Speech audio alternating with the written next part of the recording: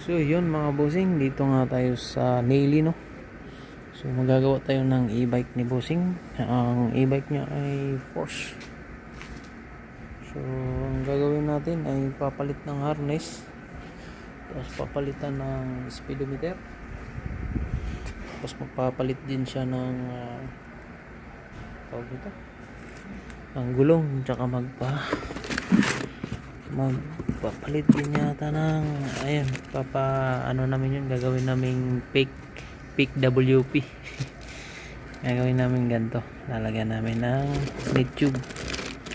So ito yata yung mga kakabit ni bossing.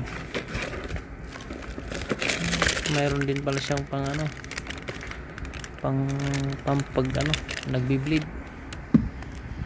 So yun mga bossing. Tapos mag-i-install din tayo ng isang set ng cooling.